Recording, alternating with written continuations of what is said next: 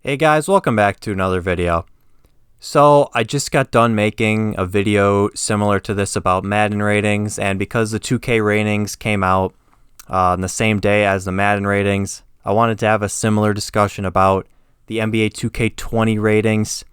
So LeBron James ended up being the highest overall player. Well, technically he was tied with Kawhi Leonard, both 97 overall. But I guess based on certain attributes, LeBron James ends up being an edge above Kawhi. And this is the 13th consecutive year that LeBron's been the ratings king since 2K7, I think. So a long time for LeBron. As a Laker fan, obviously LeBron's on the Lakers now, but Kobe Bryant is my favorite player. I do think during maybe that 08, 09, 2010, those 3 years, Kobe probably should have edged out LeBron.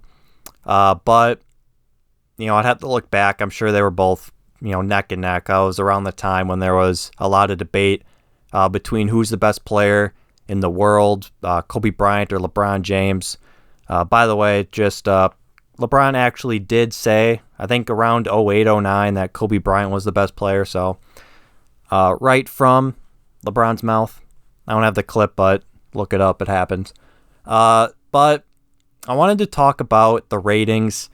Now, my thing with Madden was I don't stress, the ratings not being to your liking right away because they obviously evolve over the season. And I have a similar message for the 2K20 ratings. They're gonna improve over the course of the season. If that player, let's say you think Damian Lillard should have been rated higher, I think he was a 92. Very fair point should be made. He should be a 93 or even a 94 based on what he's done last season in the playoffs and over the course of the last few seasons. Now, my thing is, I don't stress the ratings in July. I mean, we don't start preseason NBA basketball till, was it late September, early October? Regular season doesn't start till October. So, I wouldn't stress too much about the ratings at this point. If let's say Damian Lillard again, 92 overall, if he's balling out first few weeks, first few games that he's playing, he's going to get a ratings improvement. He's going to go up to 93 or 94 or 95 or whatever the case may be.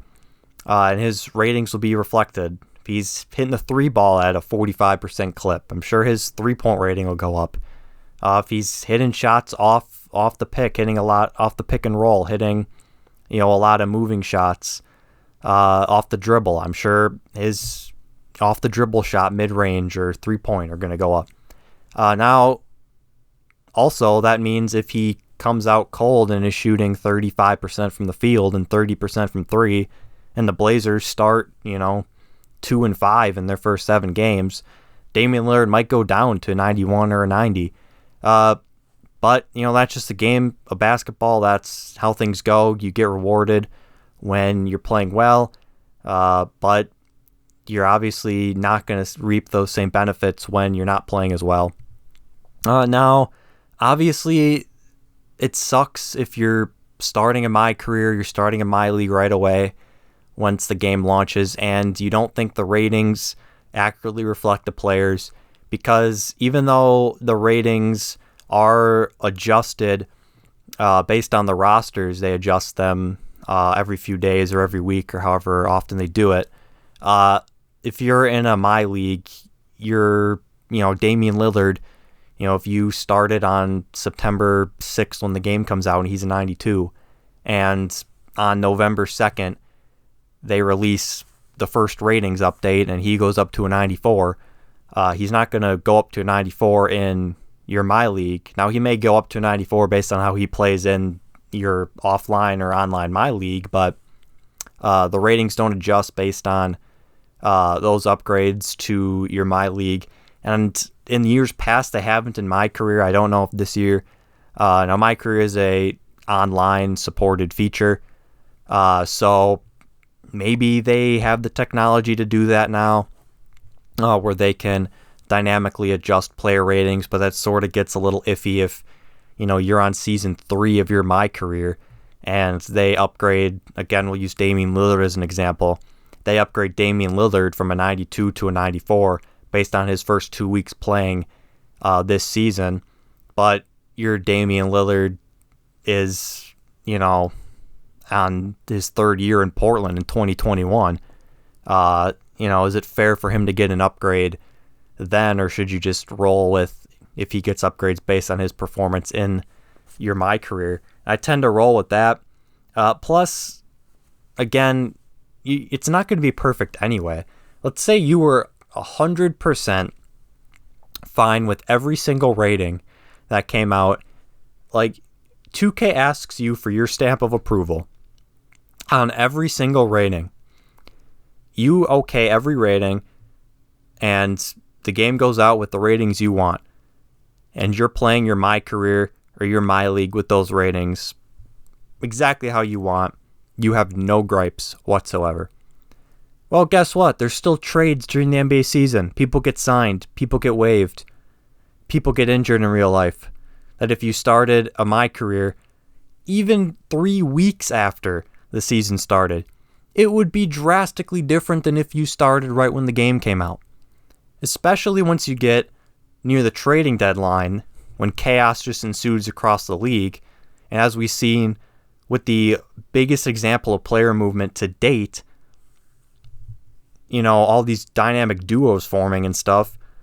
Anthony Davis going to LA, Kyrie and KD going to Brooklyn, Russell Westbrook getting traded to Houston, Paul George going to the Clippers via trade, Kawhi signing with the Clippers. All this movement that wasn't expected. Well, some of it was expected, but in terms of the destinations, it's probably going to happen again during the trading deadline. You're probably going to see trades. There's going to be players moving. They might get traded to one team, then shipped to another team. 3-way trades. We've seen a lot of those lately. Who knows? There might be a massive 4-way trade. I mean, there's going to be players moving all over the place come February. And, all of us are starting our My Careers probably right away on September 6th or whenever the prelude comes out in late August, early September. So, the game you play is going to be drastically different anyway. Like, if you're upset because you might not be playing with accurately reflected ratings, well, guess what? You're not going to be playing with accurately reflected teams anyway come 3-4 months in. Like, I don't see the big deal.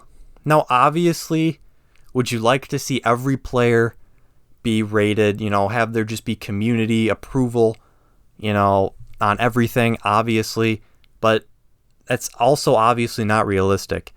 Everyone has their own opinion. They said during the rating stream, if there was LD2K, Ronnie 2K, Alexis Morgan, and Anthony Davis in that room at the end going over the top 10 ratings. And again, if you had them list the ratings, it would be probably 4 completely different lists. You saw Anthony Davis give who he thought his top 3 would be. And then you saw Ronnie and LD2K. They were, completely different lists. And, at the end of the day, you can go through all this formula. You can study game tape. You can go to the games. You can look at all this metric analysis. But at the end of the day, everyone's going to have a different opinion. Even if analytically the numbers suggest they should be a certain way.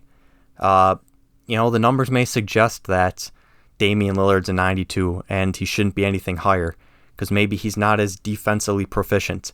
He gets manipulated in the pick and roll game sometime. Teams try to switch on him to get a more advantageous matchup to score in the post. So, you like to look at all the numbers and stuff, but at the end of the day, there's still game film. They looked at Nikola Jokic. You're like, this is probably the best passing big man in NBA history. He rebounds well. He scores well. He scores at all 3 levels. He can score inside, at the mid-range, and the free throw line, and he can step out and hit a 3-point jump shot. But he's a 90 overall. Why isn't he higher? Well, he's not necessarily a defensive monger out there. He's not necessarily Rudy Gobert on the defensive end. He's not Giannis. He's not Kawhi. He's not Paul George. He's not the most athletic guy, and unfortunately, when you get him moving out to the three-point line, you get him in pick-and-roll action.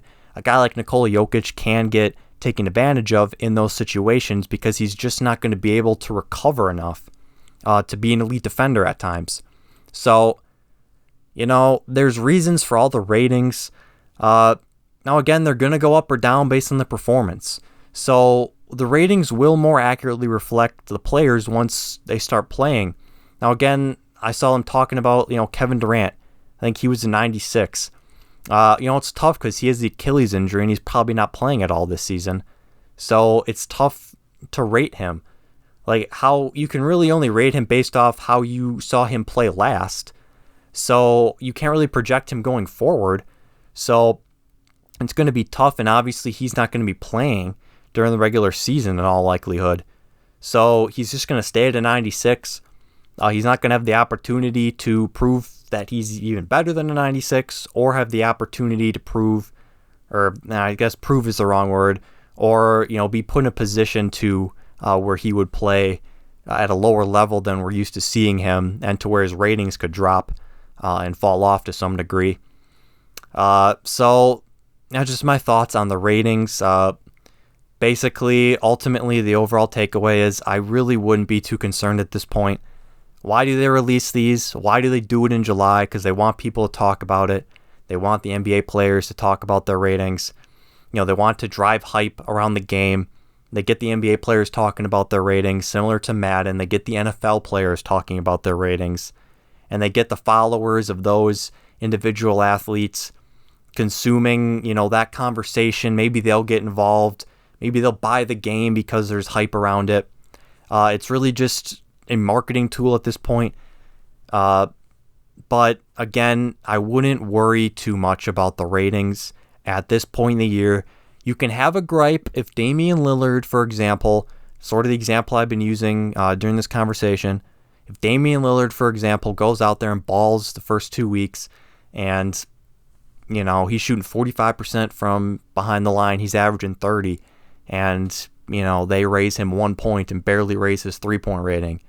Then that's more when you can have a conversation because, okay, we see the real life production, we see what's happening, the film backs it up, the analytics back it up, yet you're not giving him the rating adjustment that he deserves. But at this point, we're a few months removed from the NBA season. So yeah, they're going by what they saw last season. I don't know the ratings formula. Maybe they're hedging a little bit against the future. I'd be interested to see Chris Paul's rating. I know he's sort of anticipated to have a decline year over year as we go on now. Ironically, as his salary goes up and up and up, I believe $48 million in his final year of his deal, where he's, anticipated to be, probably still a starter in the league, but probably shouldn't be a starter, should more be a rotational guy. But that's sort of just what I wanted to talk about. It's sort of what was on my mind after seeing the Madden 2K ratings. I wanted to make a video for each. They're similar videos, but obviously football and basketball is a little different. But that's the video. Let me know what you guys think in the comments. Are you overly upset about any ratings? Do you think you like me, you think it'll all end up working out in the end during the season? So those are my thoughts. Thank you guys for watching, and I will see you in the next one.